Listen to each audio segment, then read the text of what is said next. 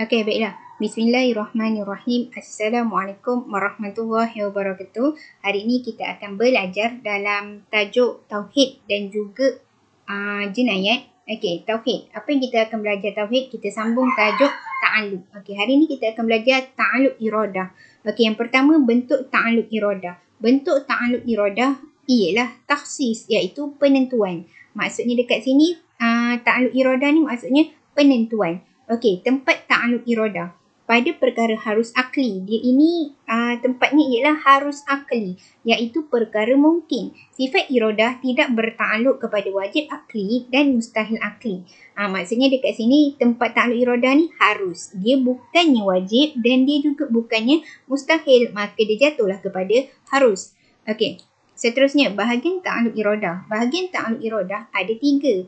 Yang pertama, soluhi kadim, iaitu patut dan layak sejak azali untuk Allah menentukan mungkin secara umum. Contohnya Zaid. Zaid ni adalah nama orang.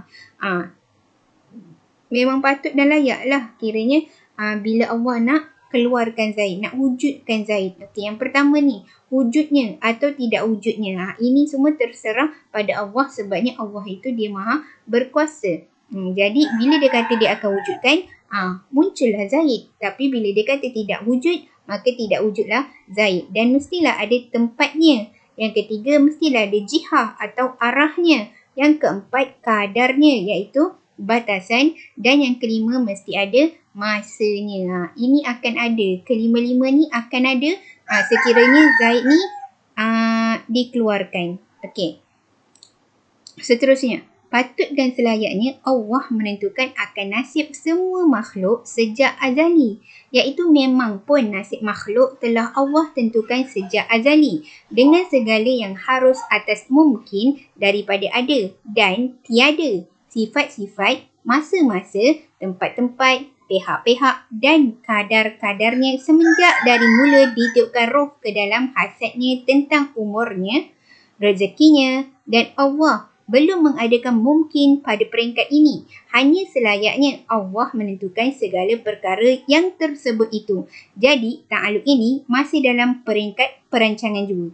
Okey, maksudnya ta'alluq qudrah iradah ni dia masih dalam peringkat perancangan.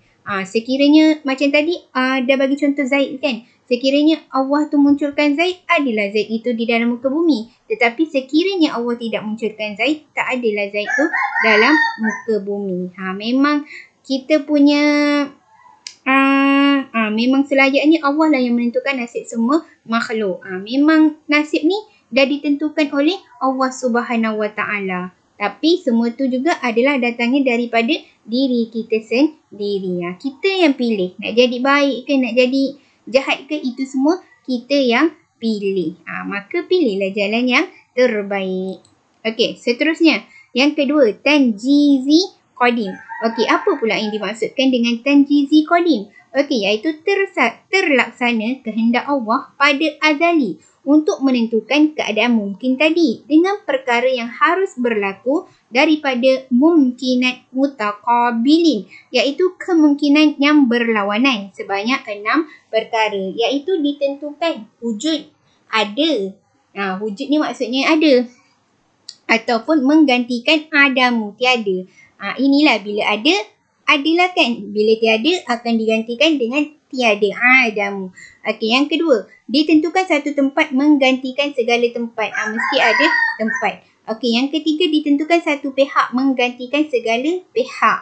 Yang keempat, ditentukan satu masa menggantikan segala masa. Yang kelima, ditentukan satu sifat menggantikan segala sifat. Dan yang keenam, ditentukan satu kadar menggantikan segala kadar. Okey, adalah keenam-enam perkara ini sekiranya wujudnya seseorang itu. Allah nak tentukan seseorang itu. Okey, seterusnya tanjizi hadis, iaitu terlaksana kehendak Allah untuk menjadikan mungkin dengan kewujudannya menurut takdir dan ketentuan Allah. Maka semua yang akan berlaku kepada mungkin adalah termasuk dalam qada dan kadar Allah Ta'ala. Memang dah dicakap qada dan kadar kita itu kita kena terima. Semua itu adalah datangnya daripada Allah Subhanahu Wa ta'ala. Maka kenalah sentiasa bersabar di atas setiap ujian yang Allah beri kepada kita. Okey, itu sahaja untuk perkara tauhid. Kita akan teruskan dengan perkara jenayat. Okey, jenayat. Kita akan masuk dalam pelajaran yang keempat, iaitu qazaf. Apa yang dimaksudkan dengan qazaf? Iaitu menuduh orang lain sama ada lelaki, perempuan atau khunsa melakukan perzinaan. Tuduhan ini sama ada ditujukan kepada isteri, suami atau orang lain. Okey, qazaf ni maksudnya menuduh. Suka menuduh. Okey, kita tengok kat sini khunsa. Apa yang dimaksudkan dengan khunsa? Iaitu orang yang mempunyai dua kemaluan. Okey, contohnya dia tuduh, kamu berzina. Ataupun dia boleh cakap, wahai penzina. Sedangkan orang tu tak lakukan zina pun. Itu namanya qazaf, menuduh. Okey, had qazaf. Had qazaf. Dikenakan yang pertama ni, dikenakan sebatan 80 kali bagi orang yang merdeka. Orang yang merdeka, orang yang dah boleh fikir dengan baik, semua akan kena 80 kali sebatan. Tetapi sekiranya dia adalah hamba, dikenakan sebanyak 40 kali sebatan. Okey, seterusnya, dalil hukum had qazaf daripada surah An-Nur ayat yang keempat. Okey, saya baca maksudnya saja.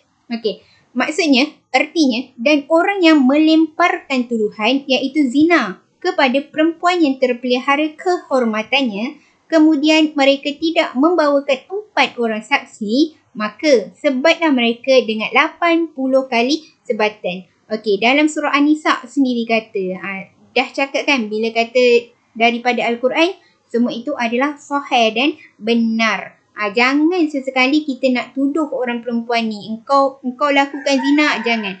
Tapi sekiranya kita dah datangkan 4 orang saksi, barulah kita kata, barulah boleh kita percaya yang dia itu adalah melakukan zina. Tapi sekiranya tak cukup 4 orang saksi, cuma cakap je, janganlah percaya perkara tersebut. Okey, wallahu a'lam bissawab.